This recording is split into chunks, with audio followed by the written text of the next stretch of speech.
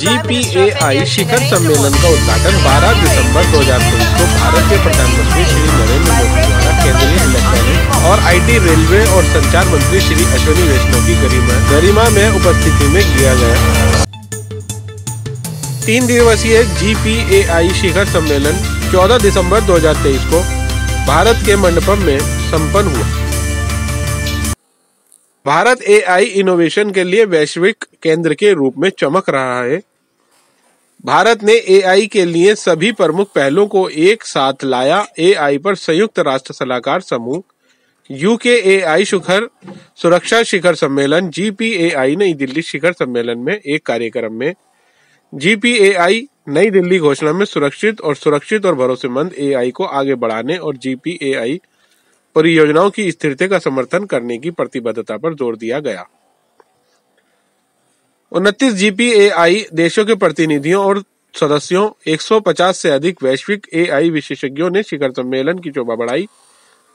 22,000 से अधिक लोगों ने शिखर सम्मेलन में भाग लिया और इनमें से 15,000 से अधिक AI उत्साही लोगों ने वस्तुतः शिखर सम्मेलन में भाग लिया।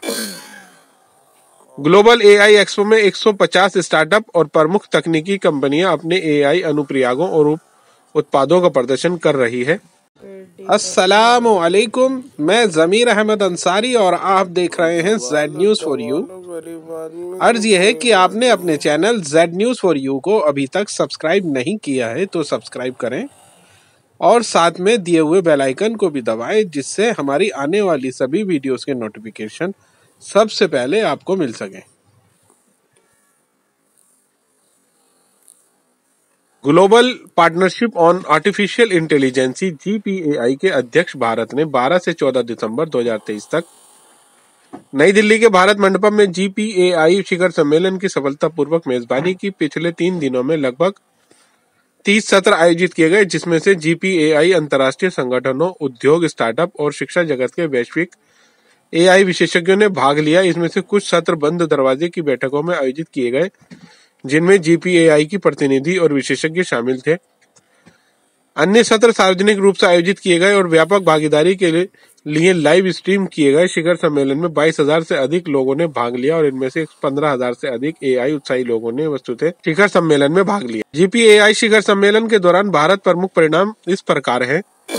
पहला, GPAI नई दिल्ली घोषणा ने GPAI सदस्यों के बीच सुरक्षित, संरक्षित और भरोसेमंद AI को आगे बढ़ाने और GPAI परियोजनाओं की स्थिरता का समर्थन करने की प्रतिबद्धता पर आम सहमति दी। दूसरा, प्रधानमंत्री ने AI के नैतिक उद्योग के लिए एक वैश्विक ढांचा तैयार करने के लिए मिलकर काम करने का आह्वान किया।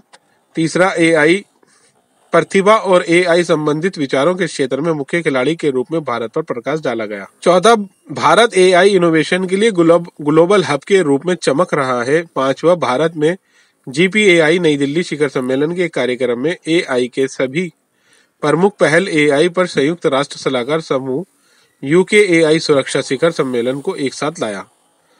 छठा, AI research analytics and knowledge dissemination platform AIRWAT और आर्टिफिशियल इंटेलिजेंस पर अंतरराष्ट्रीय कार्यक्रम और भारत में AI पारिस्थितिकी तंत्र को आकार देने में इनकी भूमिका पर प्रमुखता से जोर दिया गया। सातवां, अनुसंधान समुदाय को उनके मूल और व्यवहारिक अनुसंधान को प्रदर्शित करने के लिए मंच प्रदान किया गया। आठवां, एक्सपो में स्टार्टअप समुदाय को अपने AI उत्पादों और सेवाओं को प्रदर्शित करने का अवसर प्रदान किया गया। नवा, AI पिच फेस्ट की आगामी स्टार्टअप्स को अपने नवाचार और मूल्यवर्धित उत्पादों और सेवाओं के लिए पिच करने का अवसर प्रदान किया गया। छठा, शिखर सम्मेलन में AI को आम जनता, विशेषकर युवाओं और छात्रों के बीच ले जाने के लिए बहुहितधारक दृष्टिकोण को सामने लाया और प्रौद्योगिकी, नीति, ढांचे, औद्योगिक, नैतिक, व्यवसायिक और शैक्षणिक दृष्टिकोण से AI पर नवीनतम प्रगति पर प्रकाश डाला। प्रमुख गतिविधियों की दिनवार झलक इस प्रकार है।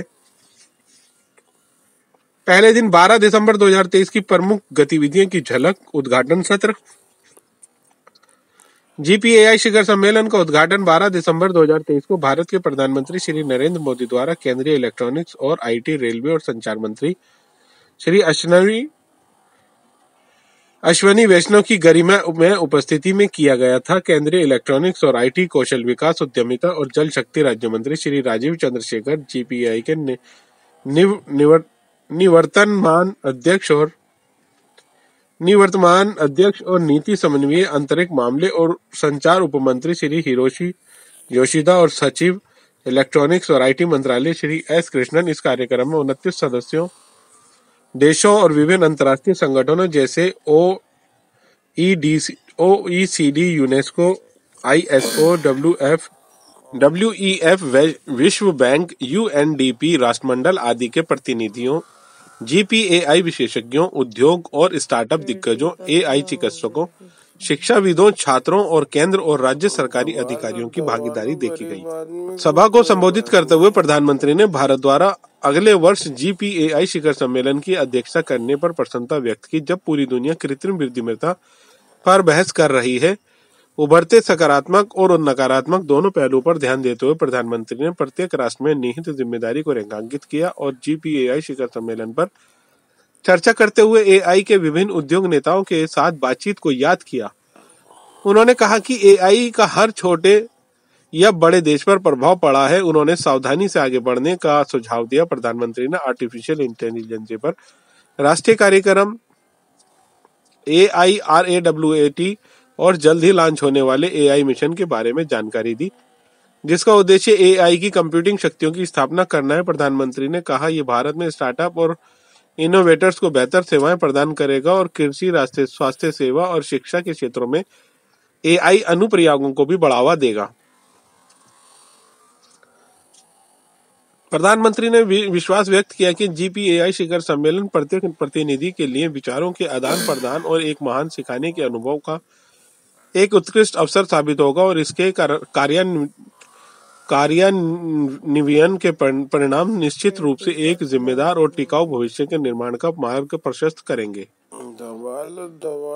श्री अश्वनी वैष्णव MEITY रेलवे और संचार ने अपने संबोधन में मूल भाषाओं में नागरिकों को सेवा प्रदान के लिए प्रौद्योगिकी का उपयोग करने, छात्रों को व्यक्तिगत सीखने का अनुभव प्रदान करने, एआई संचालित डायग्नोस्टिक्स के माध्यम से स्वास्थ्य देखभाल को सुलभ बनाने और उपज और संसाधन प्रबंधन को अनुकूलित करने पर अपने विचार साझा किए। सटीक कृषि तकनीकें अपने संबोधन में E&IT राज्य मंत्री श्री राजीव चंद्रशेखर ने एआई क्षेत्र में भारत की प्रगति के बारे में उन्होंने व्यक्त किया। प्रधानमंत्री नरेंद्र मोदी जी के नेतृत्व में भारत उभरती प्रौद्योगिकी के लिए पूरी तरह तैयार है और स्वास्थ्य सेवा, कृषि, भाषा अनुवाद और कई अन्य वास्तविक जीवन के उपयोग के मामले में प्रगति सुनिश्चित करने के लिए एआई का दोहन करने के लिए प्रतिबद्धता जो एक प्रकार प्राकृतिक विस्तार है। संसाधनों का भारत डीपीआई ढांचा जीपीएआई के निवर्तमान अध्यक्ष श्री मंत्री श्री हिरोशी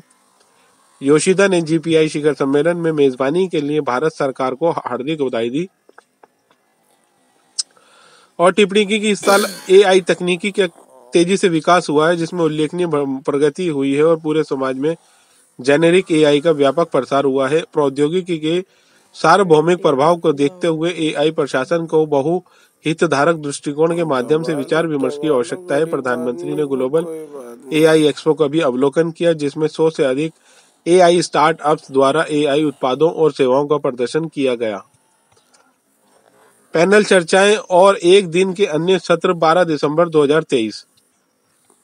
प्राथमिकता वाले क्षेत्र में एआई के अनुप्रयोग शीर्षक वाला सत्र प्रतिस्पर्धात्मकता बढ़ाने, एआई की बाजार क्षमता का पता लगाने और सभी क्षेत्रों में इसके प्रसार को बढ़ावा देने के लिए उद्योगों द्वारा एआई को अपनाने में आने वाली चुनौतियों और अवसरों पर केंद्रित था। मुख्य वक्ताओं में पेटीएम के सीईओ श्री विजय शेखर शर्मा और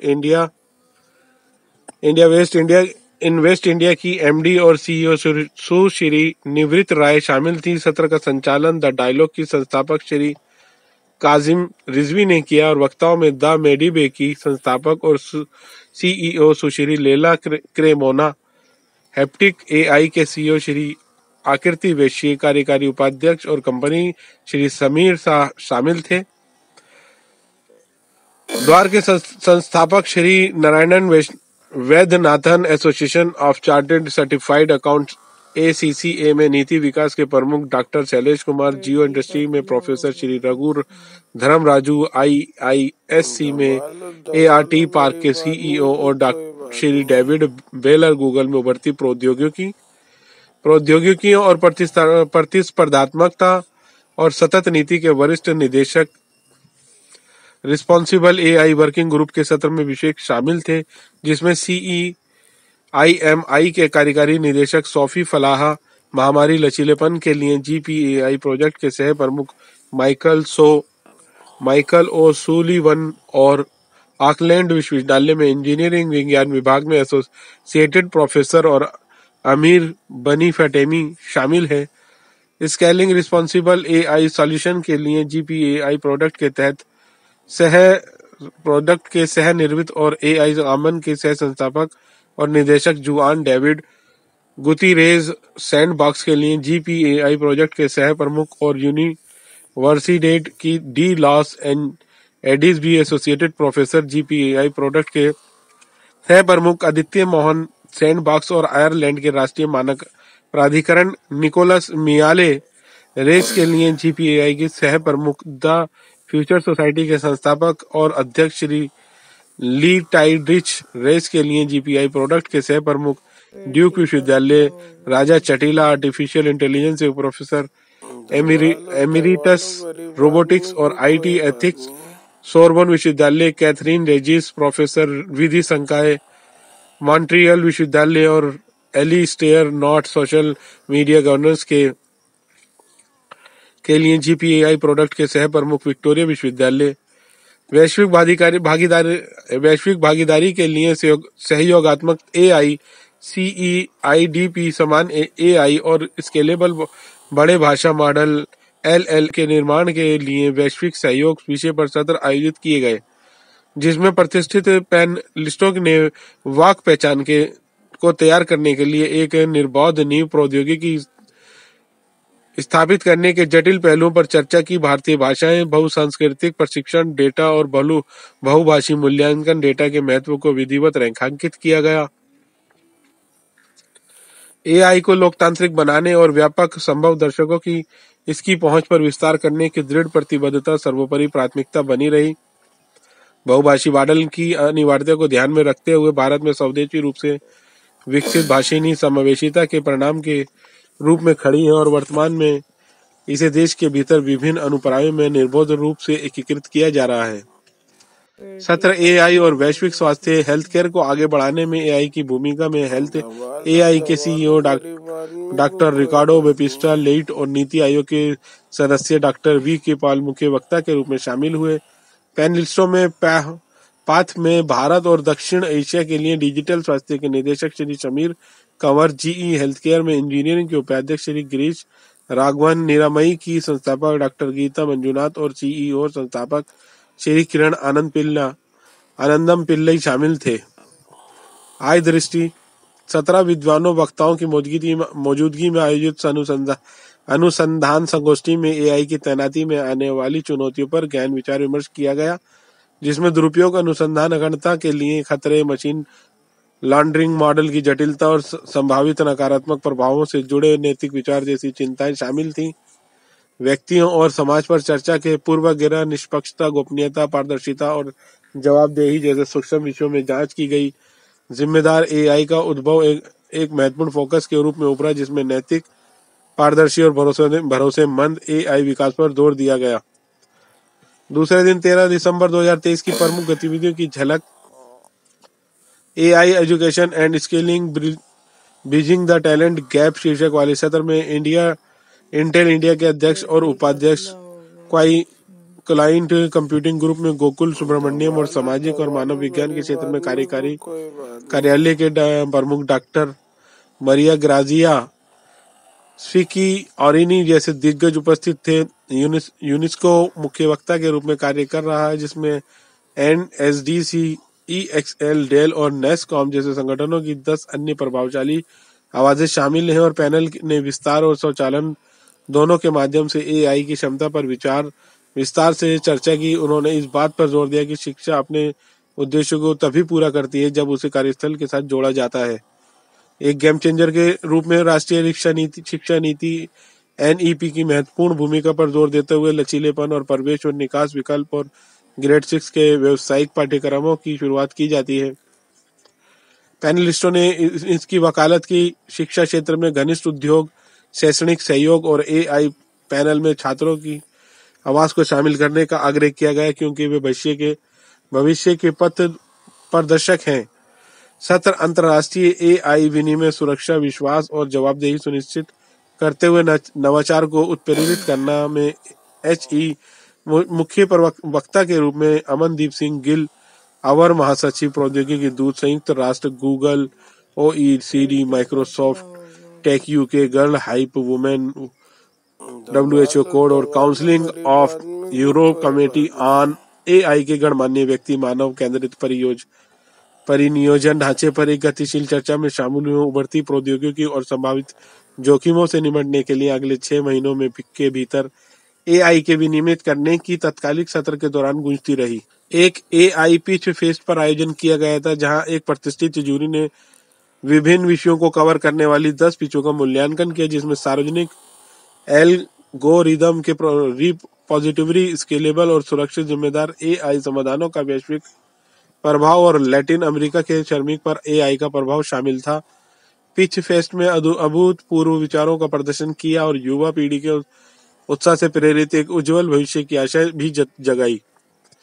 सुरक्षित और विश्वसनीय आर्टिफिशियल इंटेलिजेंस सुनिश्चित करने में सरकार के विजन और भूमिका पर एक फायर साइड चैट जिसमें श्री राजीव चंद्रशेखर, माननीय राज्य मंत्री इलेक्ट्रॉनिक्स एंड IT, कौशल विकास और उद्यमिता और जल शक्ति, भारत सरकार शामिल थे। श्री विस काउंट कैमरोज, कृत्रिम बुद्धिमत्ता और बौद्धिक संपदा मंत्री यूनाइटेड किंगडम और श्री हिरोशी योशिदा, उपनीति समन्वय मंत्री आंतरिक मामले और संचार मंत्रालय जापान संचालन ने श्री राम राघवन, उपाध्यक्ष IBM रिसर्च AI चैट में AI पर भविष्य में संबंधित चर्चाओं का विस्तार हुआ।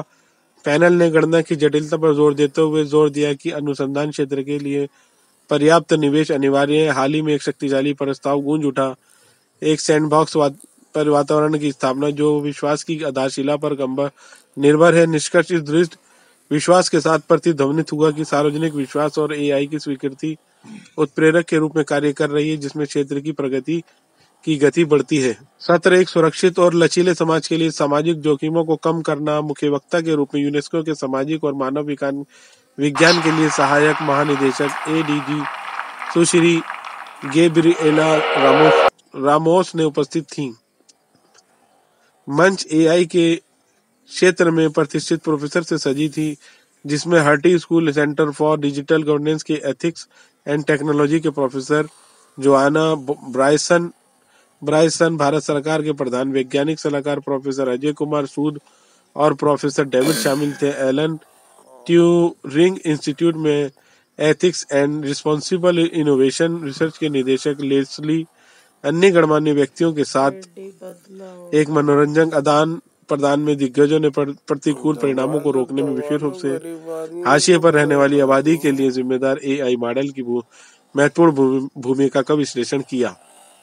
सिद्धांत को पार करते हुए विचार विमर्श में रूपरेखा की क्रियान्वित करने के लिए कार्यवाही योग्य रणनीतियों की पेशकश की। लक्ष्य स्पष्ट था, AI के प्रभाव के प्रति लचीले समाज को बढ़ावा देना, आने वाले दशकों में सुरक्षा और समावेशिता सुनिश्चित करना।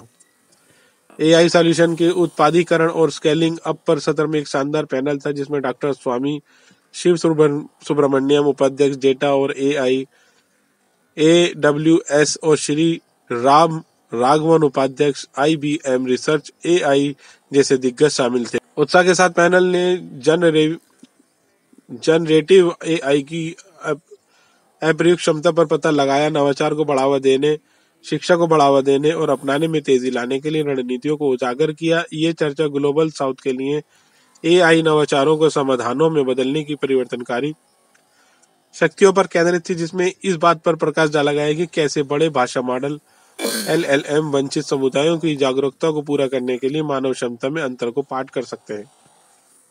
डेटा की शक्ति पर जिम्मेदारी से उपयोग करने वाले करने पर सत्र में विशेषज्ञ पैनलिस्ट UIDAI के CEO श्री अमित अग्रवाल, फ्रांस और पश्चिमी अफ्रीका के प्रोफेसर, अमेरिका और सिंगापुर के प्रतिनिधि और आई स्पट फाउंडेशन और सीवी कॉडार्ट लैब के पीछे के लोग चर्चा के लिए एकत्रित हुए। उन्होंने बड़े डेटा उपयोग खिलाड़ियों द्वारा स्थापित बाधाओं को तोड़ने, डेटा को अधिक खुले तौर पर साझा करने और एक साथ काम करने के बारे में बात की। उन्होंने खुली बातचीत, अनुचित अनुबंधों को रोकने और ये सुनिश्चित करने की आवश्यकता पर जोर दिया कि विभिन्न सेवाएं एक साथ काम कर सकें। बातचीत में चीजों को नियंत्रण में रखने और नए विचारों को बढ़ावा देने के बीच सही संतुलन खोजने पर भी चर्चा हुई।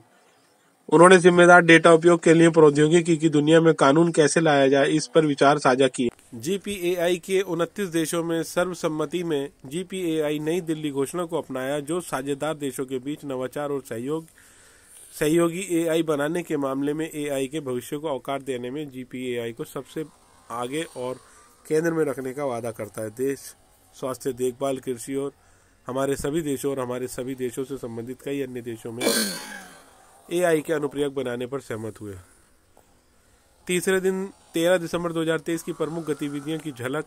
डेटा गवर्नेंस वर्किंग ग्रुप शीर्षक वाले सत्र में वर्किंग ग्रुप की सह अध्यक्ष श्री बोगाताज जैनसिक और GPAI प्रोजेक्ट के प्रमुख शामिल थे, जिसमें Sushri Jhaka Kakkar, Sushri Ching Yu Liu, Shri Shamik Kundu एन कोडो शामिल थे। सुश्री एलिसन गिल वाल्डा और सुश्री सोफी फलाह कार्यकारी निदेशक, क्रिश्चियन बेंडर हास्ट और सुश्री क्योको योशिनागा ने वस्तुतः भाग लिया। पैनल के लिए एक रूपरेखा स्थापित करने, अनुसंधान और अभ्यास के बीच अंतर को पाटने और AI विकास के लिए डेटा के उपयोग में सामाजिक और आर्थिक न्याय के विचारों को शामिल। AI for climate action accelerating sustainable solution पर सत्र श्री विलास धर, मुख्य वक्ता, अध्यक्ष और ट्रस्टी पैट्रिक जे मैक व मैक गवर्नर फाउंडेशन के साथ IIT Bombay, UNDP, civic dot lab और अन्य के दिग्गजों के साथ मुख्य वक्ता के रूप में शामिल हुए। पैनल ने कृषि के जलवायु परिवर्तन और जलवायु लचीले लक्ष्यों के साथ संरेखित करने, कृषि में स्थानीयकृत वकालत करने और AI जलवायु संबंधित करने के लिए विशेषज्ञों को एकजुट करने के लिए एक संयोजक के रूप में GPAI की क्षमता को पहचानने पर जोर दिया।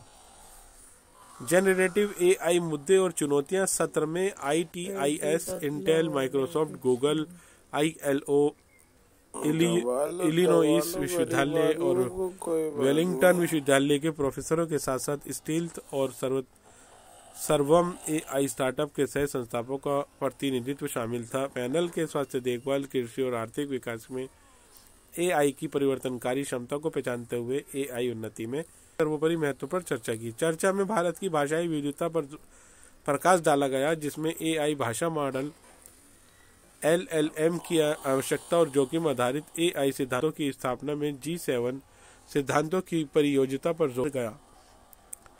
स्वास्थ्य देखभाल, कृषि और अन्य क्षेत्रों में जनरल AI के सकारात्मक प्रभावों को भी रेखांकित किया गया।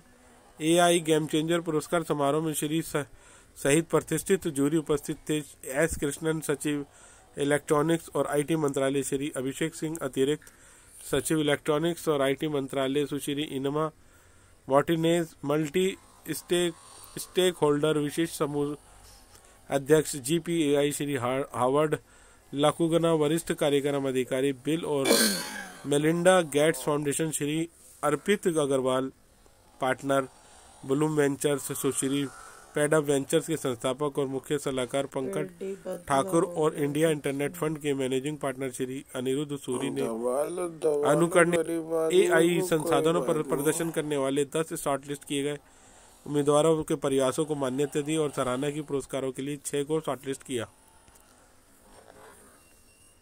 नवाचार और व्यवसायीकरण कार्य समूह पर सत्र में 8 INC विशेषज्ञ शामिल हुए, जिनके नाम हैं कैटलीन बोव, फ्रांको इस सोली, लॉरेंस ल्यू, इंगो हाफमैन, लिडरिच, यान रिच, इनामा मार्टिनेज और रॉबर्ट क्रोपलेक्स की। पैनल ने चर्चा की और निष्कर्ष निकाला कि AI समाधान डिजाइन करते में समय, नवाचार और विनियमन पर विचार किया जाना चाहिए और एआई समाधान और सिस्टम डिजाइन करते समय एआई से संबंधित बौद्धिक संपदा और अनुबंध संबंधी शर्तों को ध्यान में रखा जाना चाहिए। एआई और बौद्धिक संपदा नवाचार की रक्षा शीर्षक वाले सत्र में मुख्य वक्ता के रूप में दिल्ली उच्च न्यायालय के न्यायाधीश माननीय न्यायमूर्ति प्रतिभा सिंह कानून फर्मा और कानून स्कूलों के 9 प्रतिष्ठित वक्ताओं के साथ उपस्थित थी। पैनलिस्टों ने BUS एकीकृत भावना के स्वायत्त बूट स्टैंपिंग के लिए उपकरण, एआई रचनाओं के कॉपीराइट और पेटेंट, एआई और आईपी के भविष्य जैसे विषयों पर चर्चा की और विशेष रूप से जनरेटिव एआई में एआई नवाचार के निहितार्थ के लिए आवश्यक सावधानी पूर्वक विचार पर जोर दिया। सुरक्षित और भरोसेमंद एआई सिस्टम में मजबूती और सुरक्षा को अपनाना शीर्षक वाले सत्र पर नेतृत्व मुख्य वक्ता के रूप में नेस्कॉम के अध्यक्ष देवजानी घोष ने किया और मास्टर कार्ड और CEO RTIN IBM और अन्य के दिग्गज इस पर बौद्धिक आदान प्रदान में शामिल हुए और भी अधिक परिष्कृत रक्षा प्रणालियों बनाने के लिए जनरल एआई का उपयोग कैसे किया जा सकता है, चर्चा में खतरों की तेजी से पहचान करना, हमले के व्यवहार की भविष्यवाणी करना और स्वचालित रूप से जवाबी उपाय तैनात करना जैसे विषय शामिल थे। एआई सिस्टम को सुरक्षित करने के लिए एआई का उपयोग करने पर भी विचार करने के लिए महत्वपूर्ण पहलुओं के रूप में उभरा। सत्र में एआई के कार्यान्वयन और तैनाती में परस्पर विरोधी सिद्धांतों को समन्वित करने की चुनौती पर चर्चा की।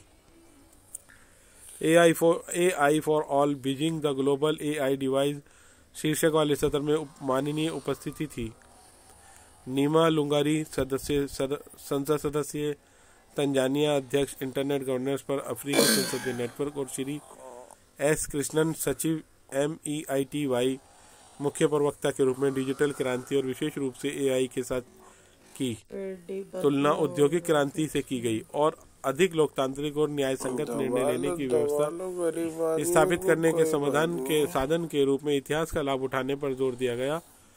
क्षेत्रों के बीच असमानताओं को स्वीकार किया गया और उन्हें दूर करने की आवश्यकता पर बल दिया गया।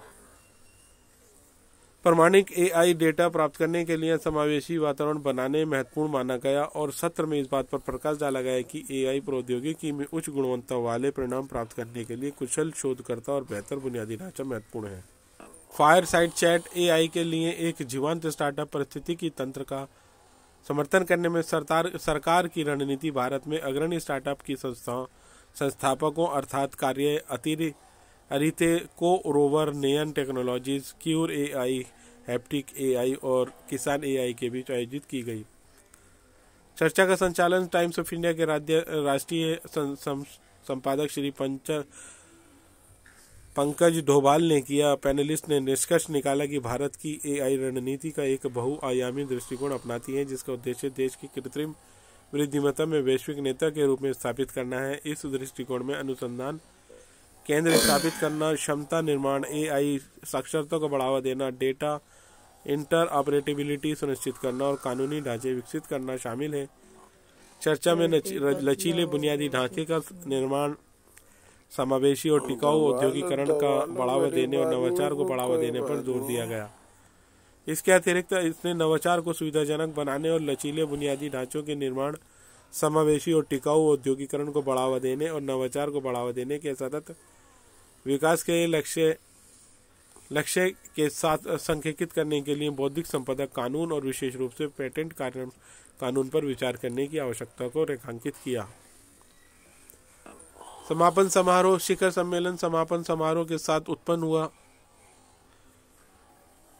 संपन्न हुआ जिसमें भारत सरकार के इलेक्ट्रॉनिक्स और सूचना प्रौद्योगिकी मंत्रालय के सचिव श्री S कृष्णन और इलेक्ट्रॉनिक्स और सूचना प्रौद्योगिकी मंत्रालय के अतिरिक्त सचिव और राष्ट्रीय अध्यक्ष और CEO श्री अभिषेक सिंह उपस्थित थे। ई गवर्नेंस प्रभाग भारत सरकार संदर्भ में सेटिंग्स श्री कविता भाटिया, समूह समन्वयक और वैज्ञानिक GMEITY द्वारा की गई। श्री अभिषेक सिंह ने अपने संबोधन में पिछले 3 दिनों में की गई गतिविधियों का सारांश दिया और एआई पर बहुहितधारक दृष्टिकोण पर जोर दिया। श्री S कृष्णन ने अपने संबोधन में प्रतिभागियों को धन्यवाद दिया और एआई पारिस्थितिकी तंत्र को आगे बढ़ाने के लिए शिखर सम्मेलन के परिणामों और उपस्थिति पर दिया। समापन समारोह के दौरान एआई गेम चेंजर अवार्ड्स और YUVAI यूथ फॉर उन्नति and development with AI awards NEGT के साथ साझेदारी में इंटेल द्वारा आयोजित के विजेताओं को भी सम्मानित किया गया। Global Partnership on Artificial Intelligence Summit 2023 being organized by Ministry of Electronics and Information Technology, Government of India, taking over as lead chair of GPAI. On this occasion, we respectfully welcome Honorable Prime Minister of India, Shri Narendra Modi, Shri Ashwini Vaishnav, Honorable Minister for Electronics and Information Technology, Railways and Communications, Shri Rajiv Chandrasekhar, Honorable Minister of State for Electronics and Information Technology, Skill Development and Entrepreneurship and Jal Shakti, Honorable Mr. Hiroshi Yoshida, Minister of Outgoing Chair of GPAI, Vice Minister for Policy Coordination, Ministry of Internal Affairs and Communications, Japan, Shri S. Krishnan, Secretary and Ministry of Electronics and Information Technology. We also welcome with gratitude the delegates from 28 member countries and European Union, GPAI experts, multi-stake organizations, industry leaders, policymakers, innovators, academia, students, media, officials from the Government of India and Ministry of Electronics and Information Technology, and other stakeholders and distinguished guests. After a very successful G20 summit under its presidency, when India's power of digital public infrastructure was recognized by the whole world, India is now hosting GPAI Summit 2023, where India looks forward to working with the global community in finding solutions, ways and means to use artificial intelligence for building solutions for societal problems in healthcare, agriculture, and education. We also look forward to working with the global community in bringing consensus to address the risks associated with artificial intelligence and secure, safe, trusted, responsible artificial intelligence solutions. I now invite Shri Rajiv Chandrasekhar, Honorable Minister of State for Electronics and Information Technology, to present the welcome address.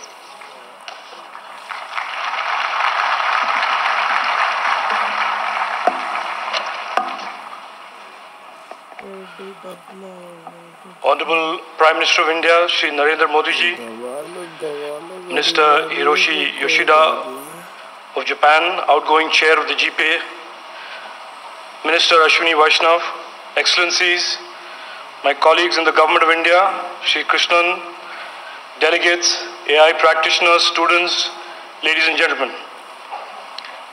Namaste. It is my proud privilege to welcome you to this Global Partnership of AI Summit 2023 in New Delhi. This is certainly one of the most awaited AI events in the year. We are meeting in exciting times. In just the last 18 months, AI as we knew it has been catapulted into a new orbit, creating opportunities unprecedented in history and, of course, creating some legitimate concerns of safety and responsibility. As host country, we ourselves have seen the power of tech in the last 9 years since our Prime Minister launched Digital India, and we have seen close hand how technology has transformed the lives of our citizens and deeply transformed for good democracy and governance while catalyzing digital and innovation economy, entrepreneurships and startups. The unprecedented digitalization and commitment to tech has made India one of the fastest and most exciting innovation ecosystems in the world, with over 100,000 startups and 108 unicorns created in the last few years alone. India under Prime Minister Narendra Modi ji is all in for all emerging technologies and is committed to exploiting AI to ensure advancements in healthcare, agriculture, governance, language translations, and many other real-life use cases as a natural expansion of our India DPI framework of solutions. Artificial intelligence is without doubt one of the greatest inventions of our times. There is much good that can come from AI, whilst being aware and cognizant of the trends of harms and criminalities that also are enabled by AI, like misinformation, deep fakes, and malicious models.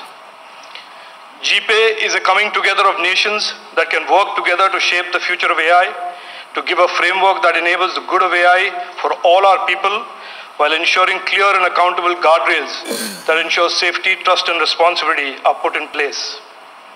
So today and the next 2 days, delegates from over 28 countries will have conversations around this various lead to a global framework and a much better understanding amongst like-minded nations about the present and the future of AI. I thank all of you for being here. I welcome you again to the GPAI Summit 2023 and wish you many successful conversations. Thank you. Jai Hind.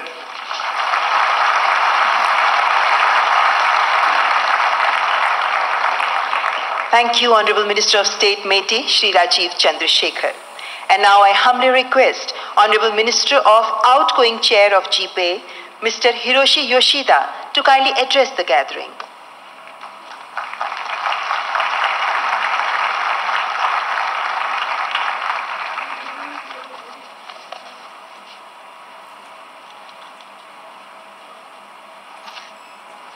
His Excellency Prime Minister Narendra Modi, His Excellency Minister Vaishnav, His Excellency Minister Chandrasekhar, Honorable Ministers, distinguished delegates, and ladies and gentlemen, good evening.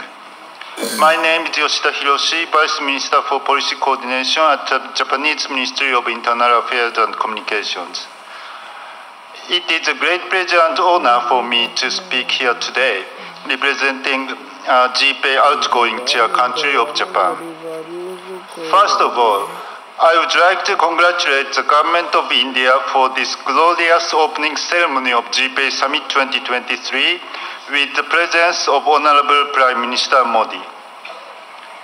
As we all know, AI technology quickly evolves, and this year we witnessed the rapid progress and spread of generative AI across the society. Since the technology affects all people across the society, AI governance needs to be discussed in a multi-stakeholder approach. GPAI is the initiative where all stakeholders, including AI experts and government officials, work together, and that is why Japan puts so much importance on GPAI. At the GPAI Summit Tokyo last year, we held many side events to encourage GPAI experts to interact with each other and deliver messages to the rest of the world.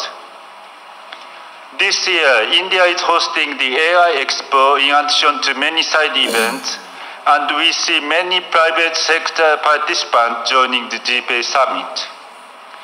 This must be a great step forward for GPAI, and I appreciate India for this marvelous leadership.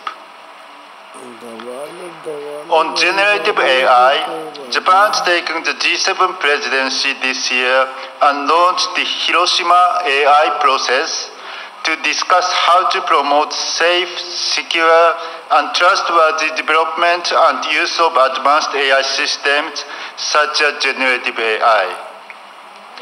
On the 1st of December, G7 digital and tech ministers agreed on the Hiroshima AI process comprehensive policy framework. This comprehensive policy framework consists of OECD's report towards the G7 Common Understanding on Generative AI, International Code of Conduct for organizations developing advanced AI systems, International Guiding Principles for all AI actors, as well as project-based cooperation with the GPAI and other international organizations. This policy framework is the first international framework aimed at promoting safe, secure, and trustworthy development and use of advanced AI systems. and we hope this framework will develop to the foundation for global AI governance. I believe that the fundamental concept of human-centric AI underlying the Hiroshima AI process is already shared among the GPAI member countries and observers. AI was also discussed in IGF Kyoto this October, including high-level multi-stakeholder AI session and GPAI session. I'm looking forward to exchanging views with you on cooperation on generative AI here in GPAI Summit. Excellency, I would also like to take this opportunity to express my deepest gratitude to the member countries, observers, and others for your cooperation in administrating the GPAI under the Japanese lead chair since last year's GPAI Summit. Japan will remain committed to contribute to the GPAI next year and onwards. Japan proposes to establish the GPAI Tokyo Center, the new GPAI Expert Support Center, to further contribute to the GPAI's activities. Excellency, with this inaugural ceremony, Japan hands over GPAI lead chair to Indian government. India took the G20 presidency this year and successfully reached an agreement on the G20 New Delhi Declaration. This demonstrated India's strong leadership in international discussions in many fields, including AI. Japan supports India's efforts to expand the membership of GPAI to include more partners from the Global South, as well as to encourage more interaction among various stakeholders. Japan looks forward to working with the chair of India. Thank you very much.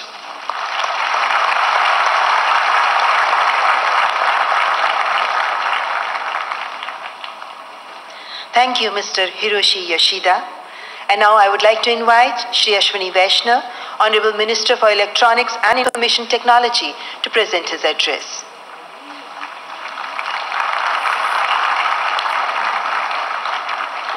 Honorable Prime Minister of India, Shri Narendra Modi ji, Minister Shri Rajiv Chandrasekhar ji, Excellency Hiroshi Yoshida-san, distinguished delegates.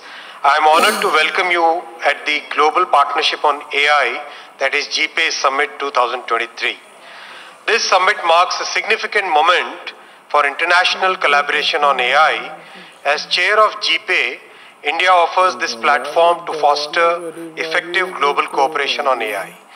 Wide-ranging disruptive technologies such as AI raise a fundamental question. How should the society respond to such technological developments?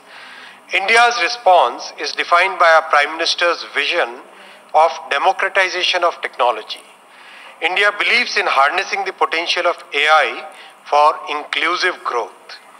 This vision translates into AI use in various sectors. For example, serving citizens in native languages through the Bhashini language tool, providing personalized learning experience to students, making healthcare accessible through AI-powered diagnostics, improving yield and resource management through precision agriculture techniques, and many of these solutions are at display in the expo. We believe that AI has the potential to address global challenges and improve lives across the world. Through collaboration, we can leverage this powerful technology to create a better future for all. However, AI also presents wide-ranging challenges. Technologies such as AI are not amenable to geographic boundaries. Addressing these challenges should be our collective concern. Under India's presidency of the G20, the New Delhi Leaders' Declaration emphasized the commitment to leverage AI for public good. And in GPAI Summit 2023, we all have an opportunity to take this G20 commitment forward. Over the next 3 days, we will all benefit from the perspectives of experts and experience of government, academia, and industry.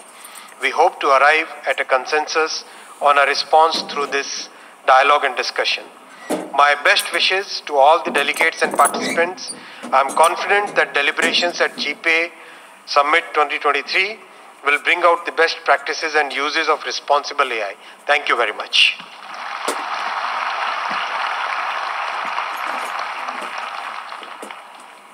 Thank you, Shri Ashwini Vaishnav, Honorable Minister for Electronics and Information Technology, for throwing light on India's vision for GPAI Summit 2023. And now I take this opportunity to request Honorable Prime Minister of India, Shri Narendra Modi, to inaugurate the GPAI Summit 2023 by pressing the button on the remote.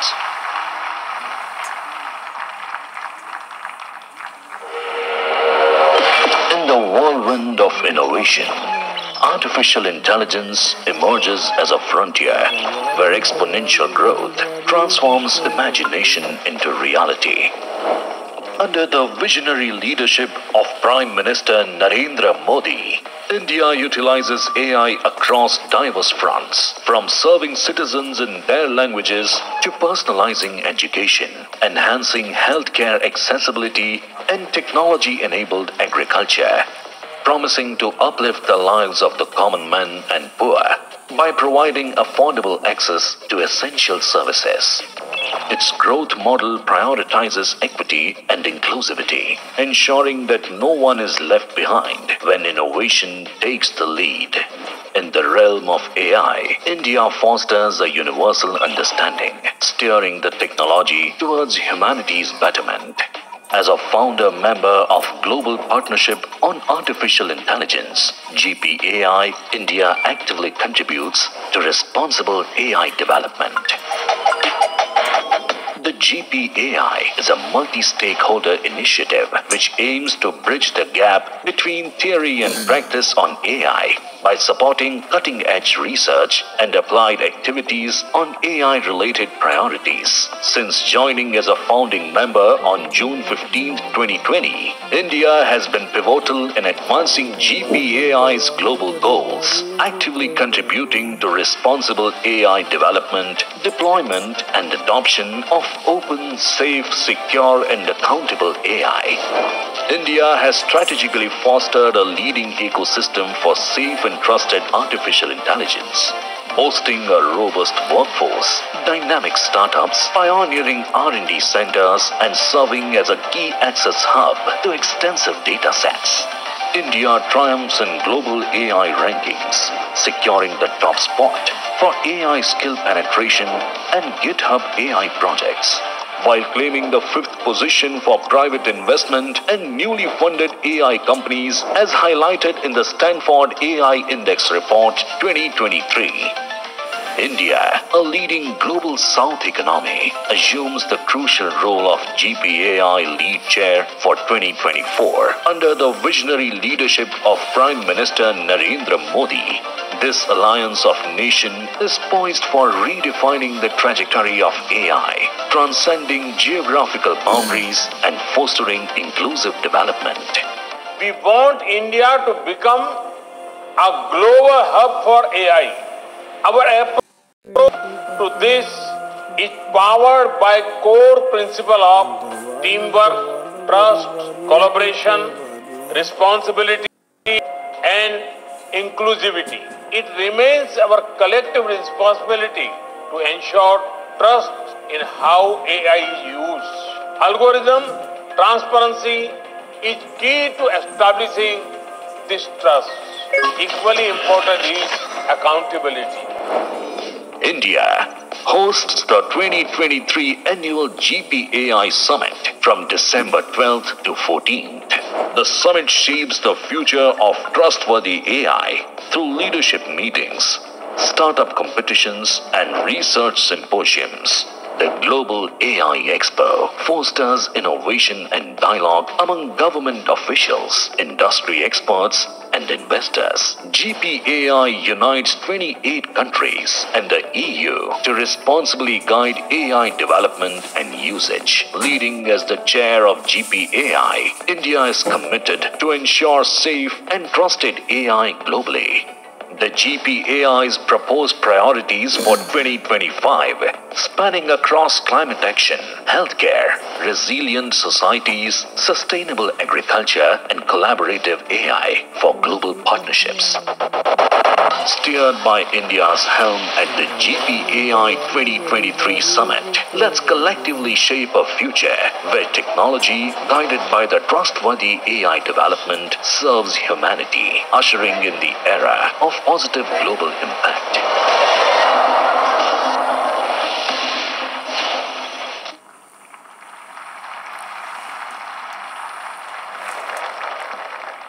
Respected ladies and gentlemen, I now make a humble request to the Prime Minister of India, Shri Narendra Modi, to address the august gathering.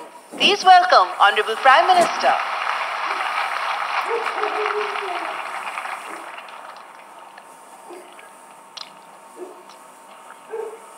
केंद्रीय मंत्रिमंडल के मेरे साथी अश्विनी वैष्णव जी,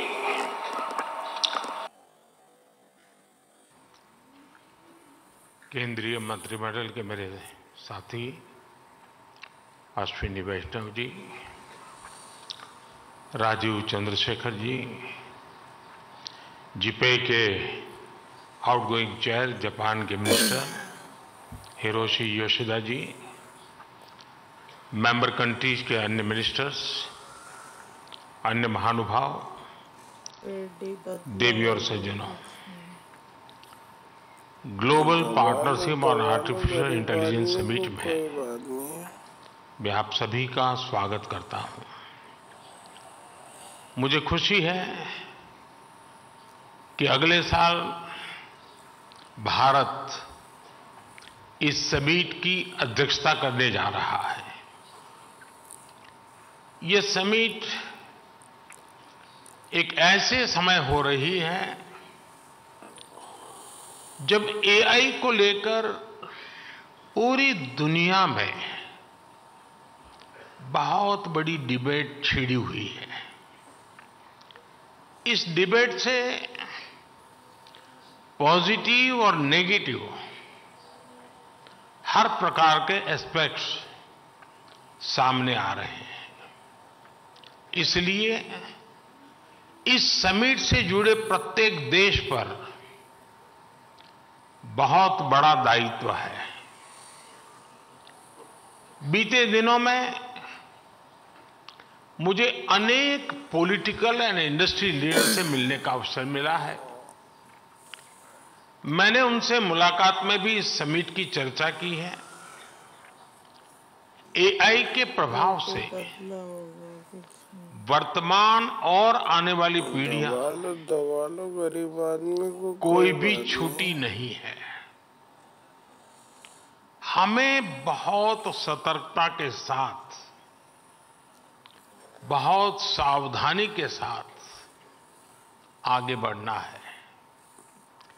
और इसलिए मैं समझता हूं इस समिट से निकले विचार, इस समिट से निकले सुझाव पूरी मानवता की जो मूलभूत मूल्य है उसकी रक्षा और उसको दिशा देने का काम करेंगे।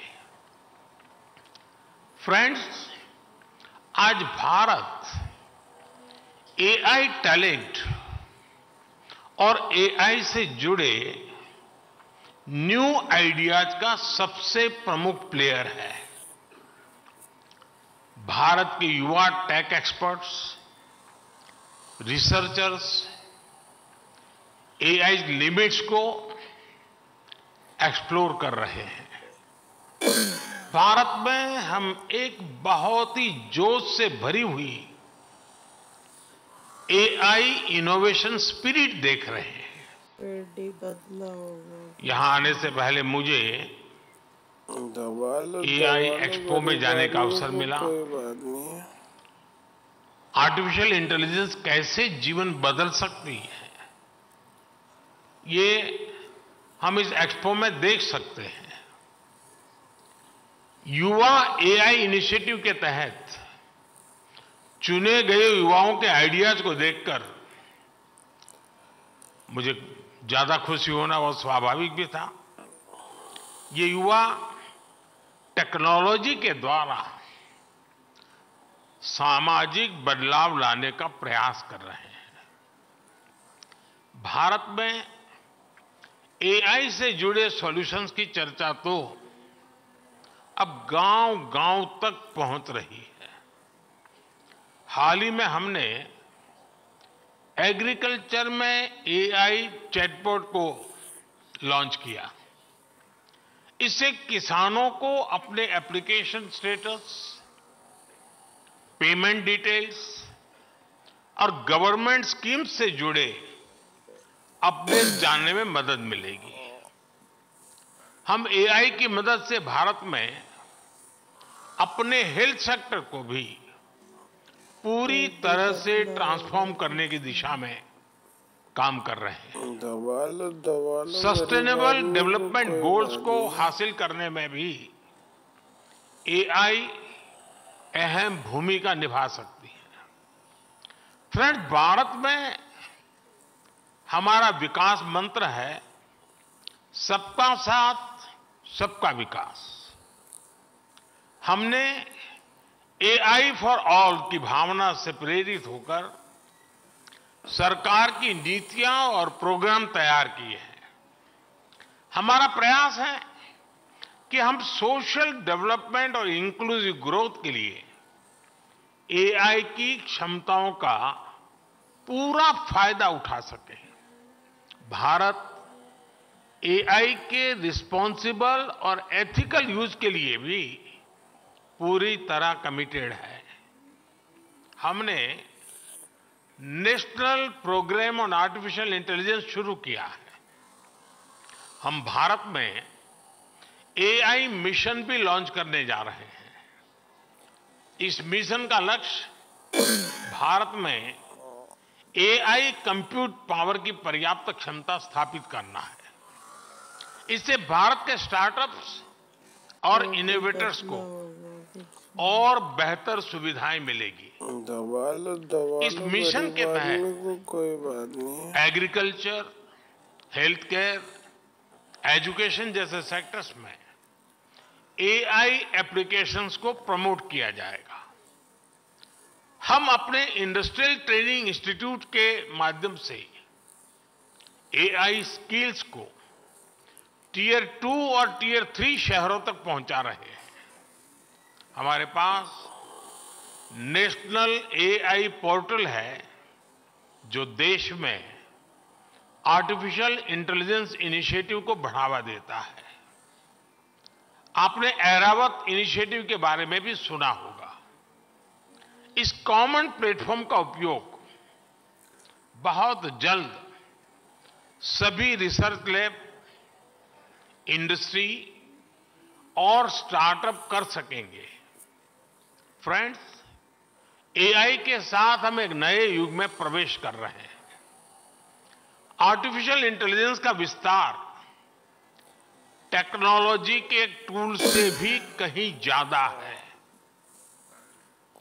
एआई हमारे नए भविष्य को गढ़ने का सबसे बड़ा आधार बन रही है।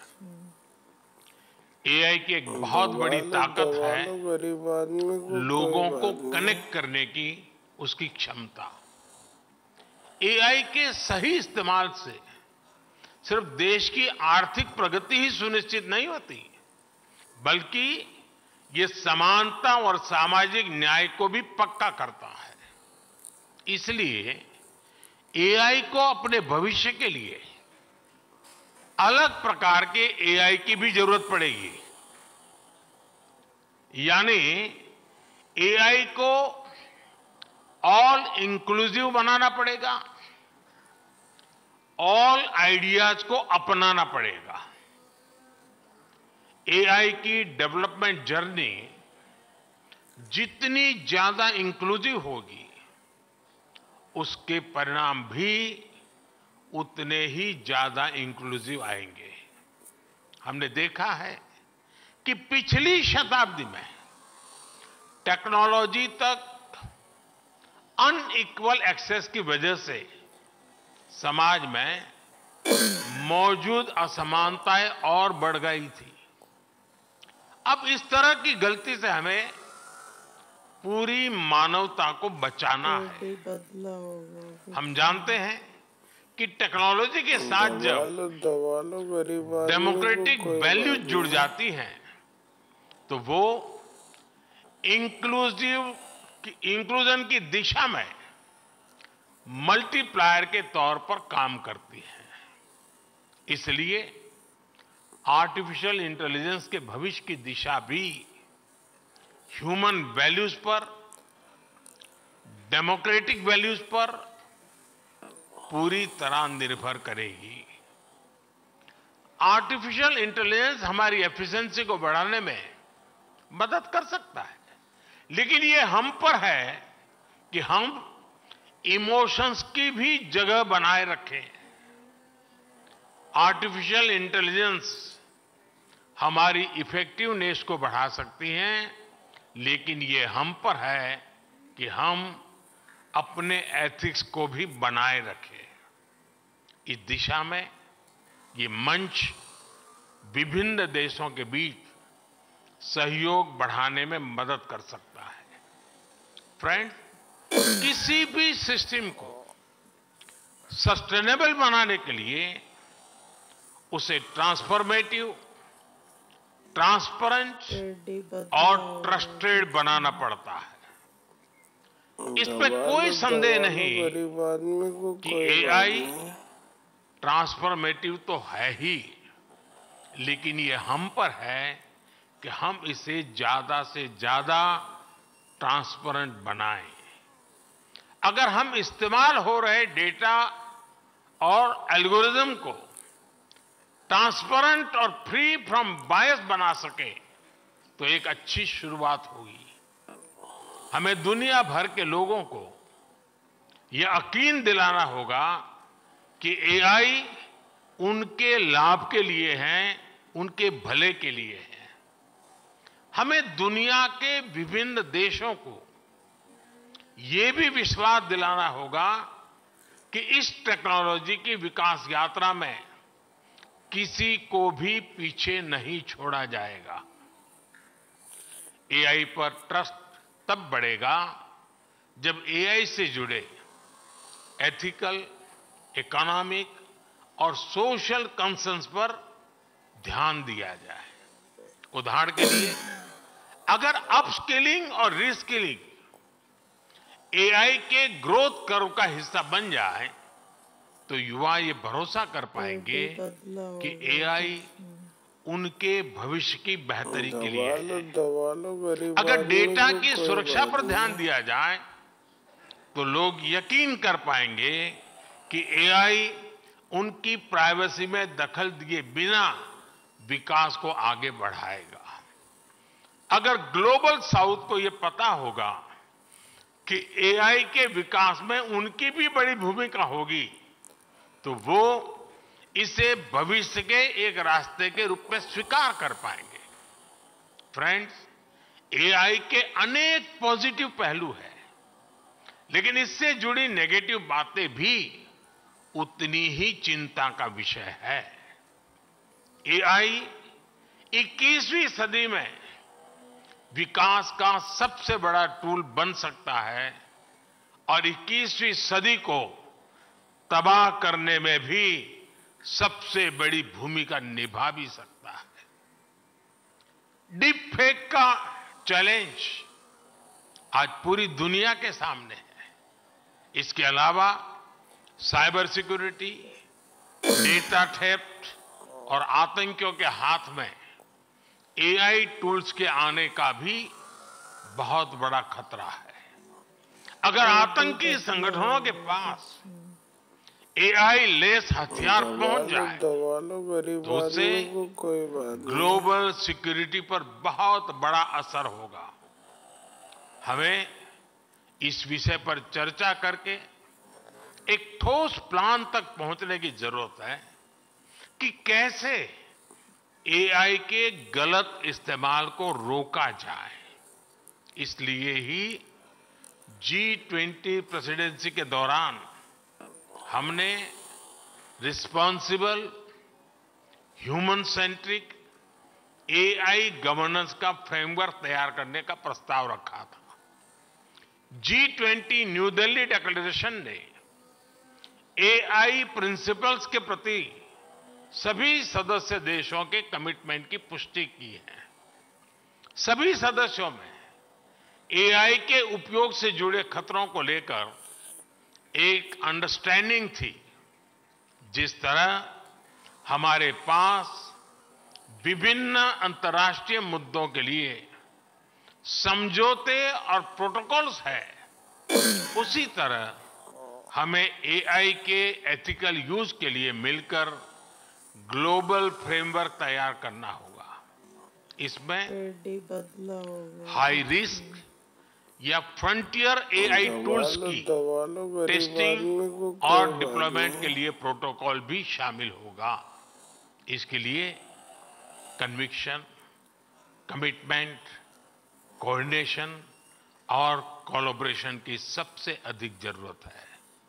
हमें मिलकर ऐसे कदम उठाने ही होंगे जिससे एआई का रिस्पॉन्सिबल यूज सुनिश्चित हो सके। आज इस समिट के माध्यम से भारत पूरे वैश्विक जगत का आह्वान करता है कि इस दिशा में हमें अब एक पल भी गंवाना नहीं है। इस साल में अब कुछ ही दिन बचे हैं, नया साल आने ही वाला है। हमें एक तय समय सीमा के भीतर ग्लोबल फ्रेमवर्क को पूरा करना ही होगा। मानवता की रक्षा के लिए ये किया जाना बहुत ही जरूरी है। फ्रेंड्स, एआई सिर्फ एक नई टेक्नोलॉजी ही नहीं है, ये एक वर्ल्ड वाइड मूवमेंट बन गई है। इसलिए हम सभी का मिलकर काम करना बहुत ही आवश्यक है। अगले 2 दिन आप सभी बहुत से विषयों पर चर्चा करेंगे। मैं तो जब भी किसी एआई एक्सपर्ट से मिलता हूं तो अपने सवाल और सुझाव रोक नहीं पाता।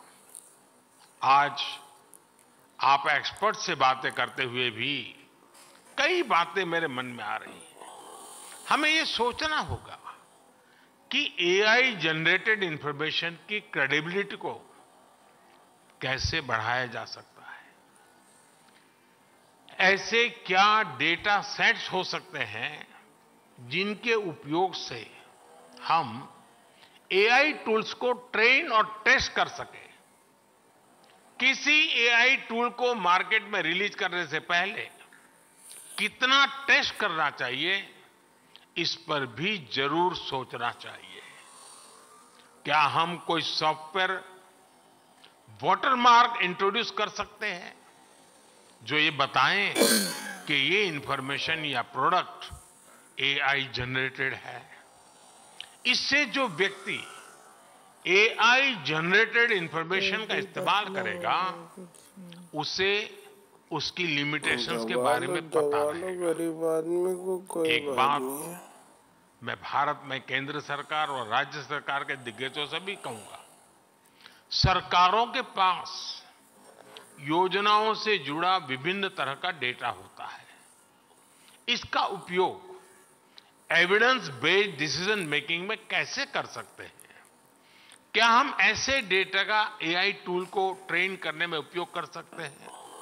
क्या हम एक ऐसा ऑडिट मैकेनिज्म स्थापित कर सकते हैं जिसमें एआई टूल्स को उसकी क्षमता के आधार पर रेड, येलो या ग्रीन में कैटेगराइज किया जा सके?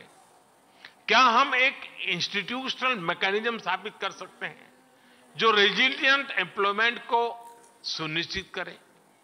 क्या हम standardise global AI education curriculum ला सकते हैं? क्या एआई ड्रिवन फ्यूचर के लिए लोगों को तैयार करने के स्टैंडर्ड तय कर सकते हैं? ऐसे अनेक सवालों पर सरकार से जुड़े लोग और आप सभी एक्सपर्ट्स जरूर विचार करें। फ्रेंड्स, आप जानते हैं कि भारत में सैकड़ों भाषाएं बोली जाती हैं। हजारों बोलियां हैं।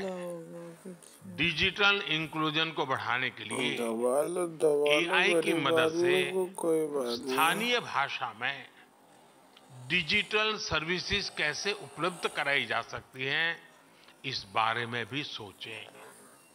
जो भाषा अब नहीं बोली जाती, उसे एआई की मदद से कैसे रिवाइव किया जा सकता है, इस पर भी काम करें। संस्कृत भाषा का नॉलेज बेस और लिटरेचर बहुत समृद्ध है, उसे एआई की मदद से कैसे आगे बढ़ाया जा सकता है, इस पर भी सोचें। एआई की मदद से वैदिक मैथमेटिक्स के मिसिंग वॉल्यूम्स को क्या फिर से जोड़ा जा सकता है, इस बारे में भी प्रयास किया जाना चाहिए। फ्रेंड्स, मुझे विश्वास है कि ये समिट आइडियाज एक्सचेंज करने का बेहतरीन अवसर उपलब्ध कराएगी। मैं चाहता हूं कि इस समिट में शामिल होने वाले हर डेलीगेट के लिए एक ग्रेट लर्निंग एक्सपीरियंस साबित हो। अगले 2 दिनों तक आप एआई के विभिन्न पहलू पर गहनता से विचार विमर्श करेंगे। मुझे आशा है कि हमारे पास स्पेसिफिक आउटकम्स होंगे। कोई बात नहीं। इन पर अमल करके हम एक रिस्पॉन्सिबल और सस्टेनेबल फ्यूचर के निर्माण का रास्ता जरूर सशक्त करेंगे। आप सभी को मेरी बहुत बहुत शुभकामनाएं हैं। बहुत बहुत धन्यवाद। नमस्कार।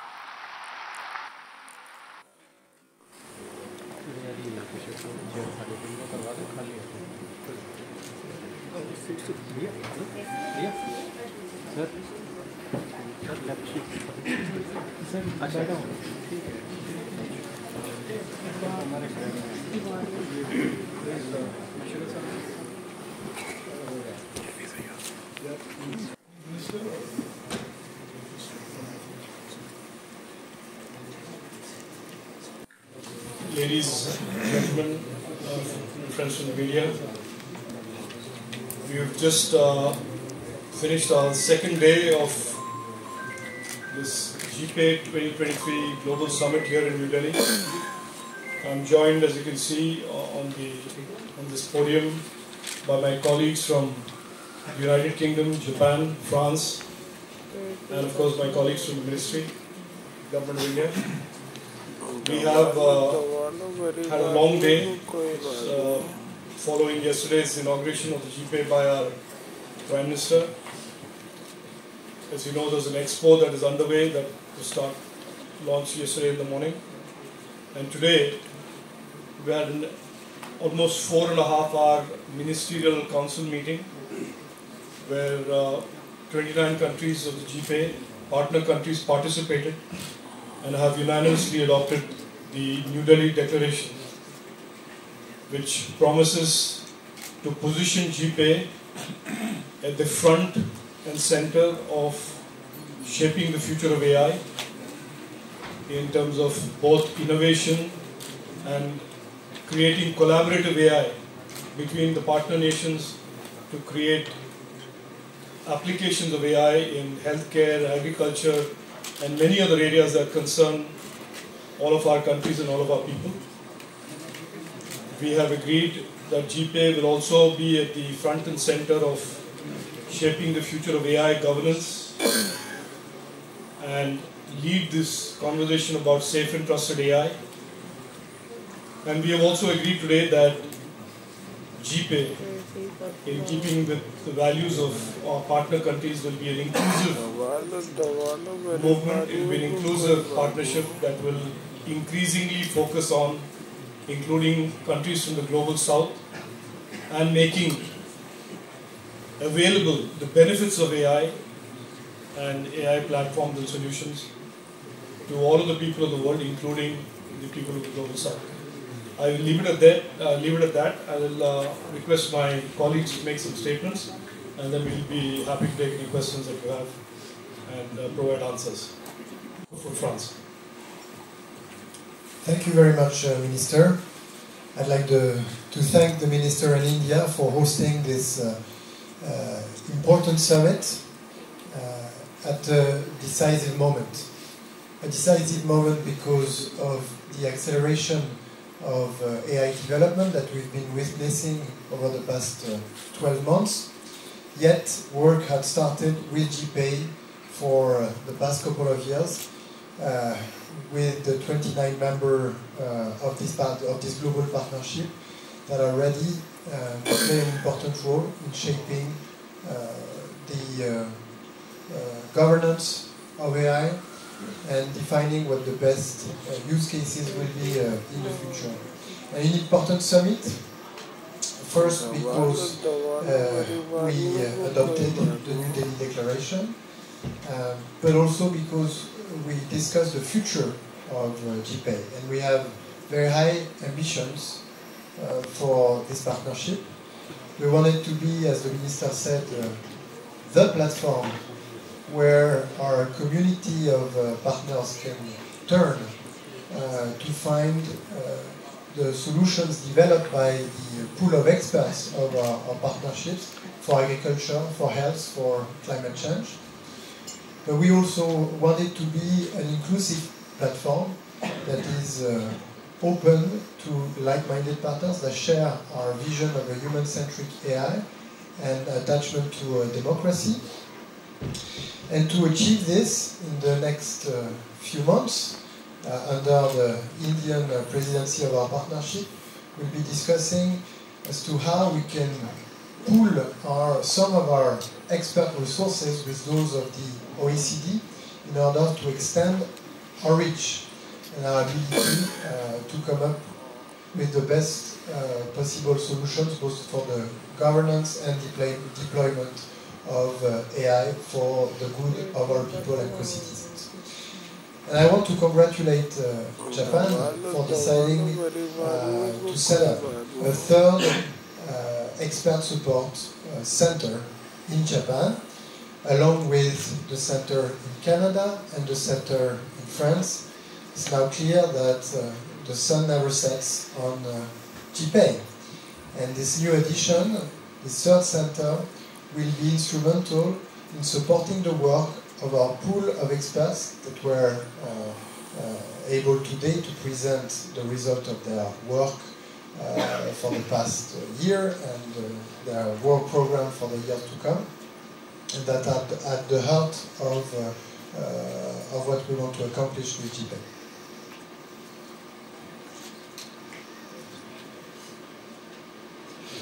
Thank you. I'm Yoshida Hiroshi, Vice Minister from the Ministry of Communication, Japan. And yes, as an outgoing chair country, I congratulate, first of all, I'd like to congratulate India for this successful meeting and fruitful discussion throughout this GPAI Summit meeting. And also, Japan fully supports the ministerial declaration which is adopted today, and especially we think that GPAI should be more inclusive, and so that we want to encourage more developing countries to join GPAI, and so we support the GPAI nature of a multi-stakeholder approach. So that so there is a very, very big change in the past 12 months, as Minister Bharat mentioned. But so of course we set up a Hiroshima process in G7 context and discussed and built up a comprehensive policy framework early this month. But so we started a discussion in between government, but it is not all. So we need seeing that rapid development, we need to discuss with various stakeholders. So that GPAI is a very important forum to discuss AI. What is going on, what we should do with the participation of multi-stakeholders. And also, I would like to report you that GPAI Tokyo Center, the third expert center, was approved to be established. And we think that, of course, we want to discuss many aspects of generative AI in Tokyo Center. And one more point is that it is the first expert center in Asian region. So that I said that GPAI should be more inclusive, and it's a very important. It can be a hub for Asian countries to, or Asian experts or countries to discuss with GPAI members or GPAI experts, and know what GPAI is doing, and we want to encourage those Asian countries to join GPAI. Thank you.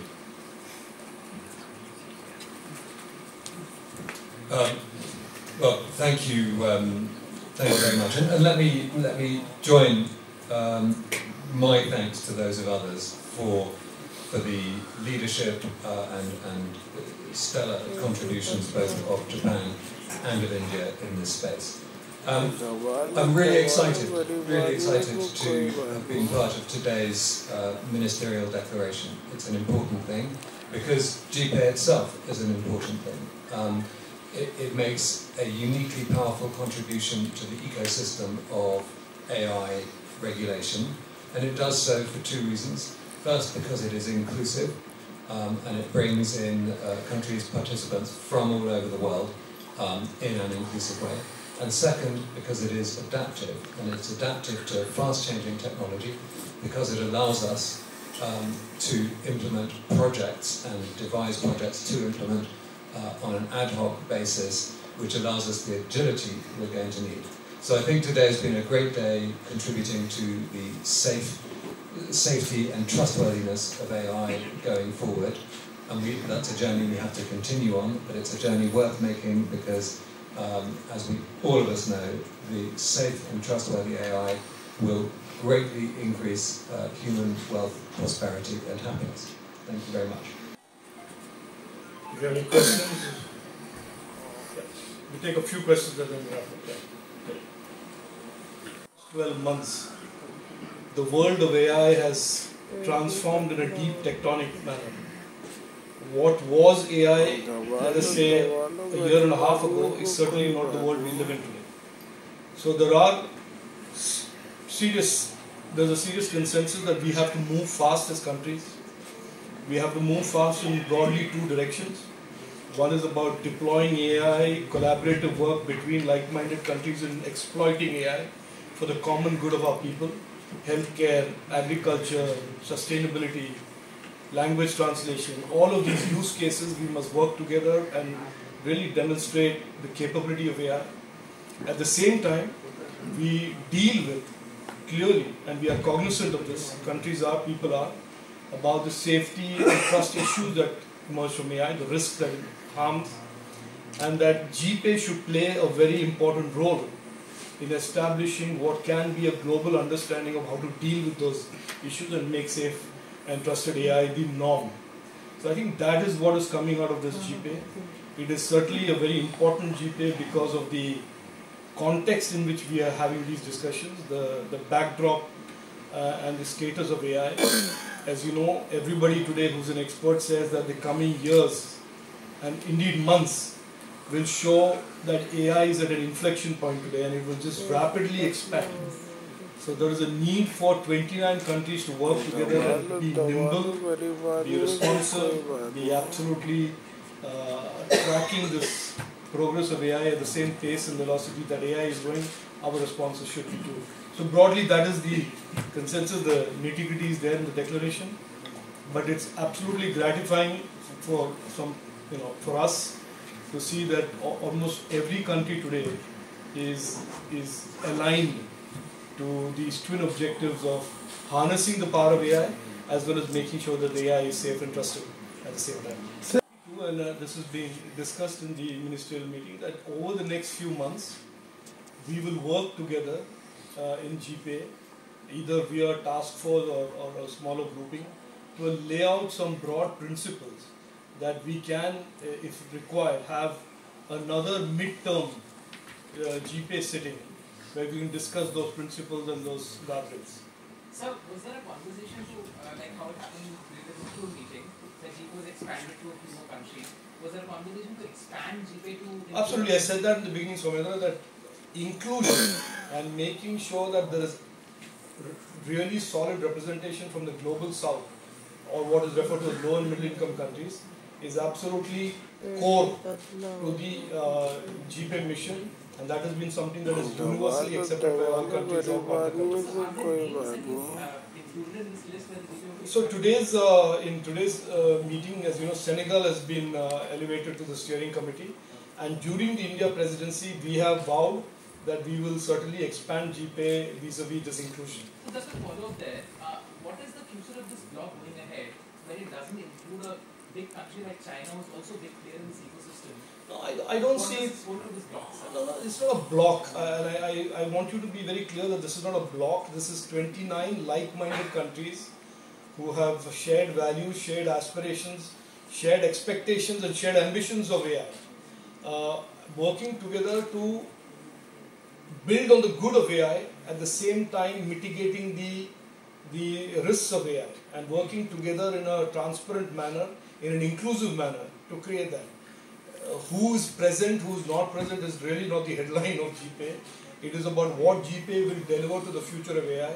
And I can certainly tell you after today's meeting that GPA will be extremely front and center in shaping the narrative and the governance framework of the future and the present and future of AI. Of that we have absolute confidence. Sir, was there any discussion on the regulation? Question was asked, answered. I have already answered that question. So how will all these... One last question, then I will let the minister... So how will all these pieces come together? I mean, the Bletchley Declaration, for instance, and some of the other international agreements that have come together on AI safety. AI today, there are multiple conversations around the world. The G7 has the Hiroshima Declaration, which Japan has worked very hard on. Then there is the Bletchley, there is the American, there is an EU AI. And also the ensuing South Korean. So there are going to be, expectedly, there are going to be many discourses, many conversations around the same issue. But GPAI is a grouping of like-minded countries who will essentially contribute to this. Okay. And as I said, I think it will not just be contributing because of the scale and the presence of the membership and the dedication and the impact of GPAI. It will play a leadership role and a central role in how the framework of AI evolves in the coming months. So I just want to understand the approach. When it comes to regulation, how are you approaching it so that it doesn't scuttle innovation?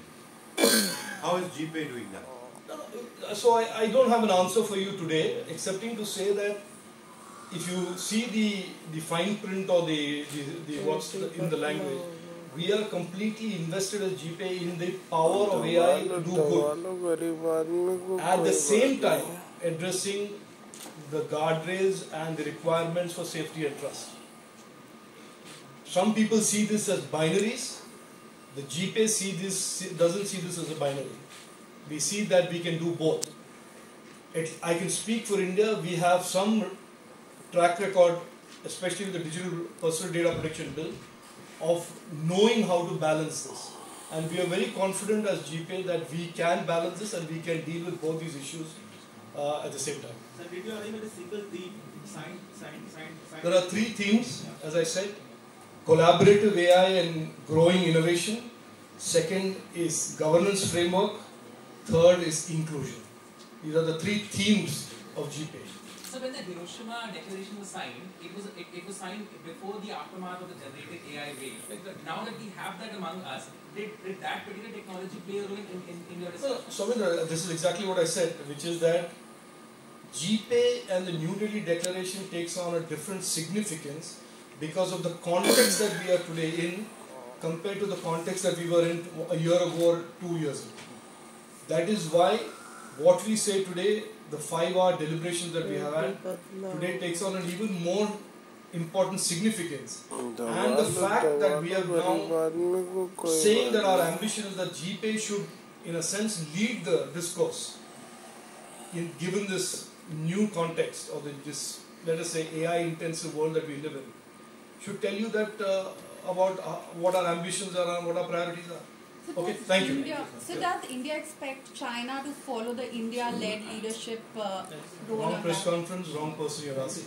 AI in the DPI, in creating a layer around the DPIs, AI layer on the DPIs, will certainly is certainly a very high priority for India, and that is clearly one of the use cases that we are very focused on as METI. So without regulation, how this would really translate into? Without what regulation? I mean, we don't have any, like, it's just that the framework we are talking about, but... No, AI exists around us, as you, yeah. I hope you understand that AI is already there. Yes. Regulation today is playing catch up with AI. That is why we have organizations like GPAI sit down and say, what should be those regulations? So those are those conversations. Like those conversations are happening in the government of India as well. From India's standpoint, sir, would we follow the EU regulations? Or likely to follow some points? No. The reason India is in GPAI is that we will work with GPAI and create a global framework which will then will be reflected by hopefully a harmonized national law. Certain principles, like as I've taken pains to explain in the past, the internet is without boundaries and geographies. Right. So therefore, the odds that any one national legislation will be able to deal with AI is a misnomer. Given the ubiquitousness of internet, an AI platform sitting in, let's say, country A will impact users in country B. And therefore, it is very important that the like-minded countries of the world create a global framework, which is precisely what the GPAI wants to do over the next coming months. So were there any discussions on addressing the skill gap that you had highlighted earlier today, like any collaboration that is going to take place? No, collaborative, when we talk about collaborative AI, it covers both development of platforms, development of models, training models, as well as creating talent. That is what collaboration. Last question on what you have said earlier. So, what is the Delhi Declaration was? Yeah. The Delhi Declaration was a result of over 5 hours of deliberation by representatives of 29 countries that make up the Global Partnership for AI. It is a very important declaration and a very significant declaration because it comes at a time when AI in the last 12 to 18 months has been catapulted into a totally different orbit. The Delhi Declaration deals with collaborations between like-minded countries to create applications out of AI that can help peoples of all the countries of the world, which is creating more and more applications in healthcare and agriculture, real-life cases. Second, to create a global governance framework that will make sure that AI that is available and that is deployed is always safe and trusted. And third, that AI is not exclusionary, that AI and the benefits of AI are available to all the countries of the world, including the Global South, so that every person on the planet can benefit from the power of AI. This is broadly what the New Delhi Declaration is about, and it was a 5-hour deliberation. 29 countries participated, and we are very optimistic that GPAI will play a central role in shaping the future of AI for India and for the world. So, मेरा नाम Arif, I am the CTO for Yuta, and हमारा जो vision है इस देश के लिए cloud बनाने का, क्योंकि डिजिटल इंडिया का जो ड्रीम है वो कभी भी फॉरेन इंफ्रास्ट्रक्चर पे नहीं हो सकता है, और उसके लिए सबसे ज़रूरी चीज़ है कि अपने देश का क्लाउड होना चाहिए। इस विजन के साथ हमने यंत्रा प्रोजेक्ट लॉन्च किया है जो कि जनरल पर्पस क्लाउड है, और साथ साथ इस देश का सबसे बड़ा GPU बेस्ड AI क्लाउड हम लॉन्च कर रहे हैं जो कि शक्ति क्लाउड है। और हमारे देश की इतना टैलेंट AI से भरा हुआ है, और आज भी उनको AI यूज़ केसेस डेवलप करने के लिए फॉरेन लैंड के इंफ्रास्ट्रक्चर की ज़रूरत पड़ती थी, जो कि अब नहीं पड़ेगी, और इस विजन से हमने यहाँ GPAI पे दोनों चीज़ें लॉन्च की है। और Hi sir, what's your good name, sir? I am Sanjay Lodha, Managing Director for Network Technologies. Sir जो स्टॉल लगाया है, आप अपनी कंपनी के बारे में थोड़ा सा बताएं, कि स्टॉल के बारे में बताएं और एक्सपो में आपको कैसा रिस्पॉन्स मिल रहा है, कैसा फुटफॉल है, इन सब के बारे में थोड़ा सा ब्रीफ कीजिए। देखिए, ये बहुत ही स्पेसिफिक शो है। ये शो है आर्टिफिशियल इंटेलिजेंस के ऊपर। आपको पता है आज की दुनिया में आर्टिफिशियल इंटेलिजेंस कितना ज़्यादा पॉपुलर होता जा रहा है और आर्टिफिशियल इंटेलिजेंस का इम्पोर्टेंस जो है दुनिया में दिन पर दिन बढ़ता जा रहा है। उसी डायरेक्शन में सरकार की तरफ से इनिशिएटिव है, जैसे कि आर्टिफिशियल इंटेलिजेंस के ऊपर जो मेजर टेक्नोलॉजी प्रोवाइडर्स हैं उन सबको यहाँ बुलाया गया है और उनको एक कॉन्फ्रेंस और ये ऑर्गेनाइज किया गया है। तो उसी डायरेक्शन में नेटवर्क टेक्नोलॉजीज इंडिया की एक टोटली एक इंडियन कंपनी है जो इंडिया में अपने सारे प्रोडक्ट्स डिज़ाइन करती है और मैन्युफैक्चर करती है। पूरा software stack end to end सब कुछ अपना नेटवर्क का मेड इन इंडिया होता है। नेटवर्क 25 साल पुरानी कंपनी है, तो हमारे पास पूरे हाई एंड कंप्यूटिंग का कंप्लीट रेंज है। तो हम वो सारी रेंज दिखा रहे हैं। कल हमारे माननीय प्रधानमंत्री मोदी जी भी थे हमारे बूथ पे, उन्होंने भी सब कुछ देखा है और हमारे सारे डिज़ाइंस को देखा है। तो बेसिकली आर्टिफिशियल इंटेलिजेंस का जो दौर है, इसमें नेटवर्क अपने सारे प्रोडक्ट पोर्टफोलियो के साथ बहुत अच्छी तरीके से तैयार है। चाहे इस पर सारे जो भी गवर्नमेंट के मेजर रिसर्च इंस्टीट्यूशंस हैं, लार्ज इंटरप्राइज हैं, सबको सब तरह का जो उनके रिक्वायरमेंट उनके सोल्यूशंस हैं उनको बिल्कुल पहुँचा सकें। गवर्नमेंट की तरफ से भी कोई सपोर्ट मिलता है उसके लिए? हाँ जी, गवर्नमेंट की तरफ से काफ़ी सपोर्ट है। गवर्नमेंट देखिए इस तरह का इवेंट जो ऑर्गेनाइज करती है, इसका भी बेनिफिट मिलता है। दूसरा क्या है, गवर्नमेंट की जो स्कीम है PLI हार्डवेयर PLI 2.0, उसमें हम जो मीडिया के साथ जो नई हमारी पार्टनरशिप हुई है, जिसमें कि हम नए उनके जो लेटेस्ट जनरेशन के जो सर्वर्स हैं जो बनाएंगे, तो वो उस PLI 2.0 में कवर्ड होगा। Thank you. मेरा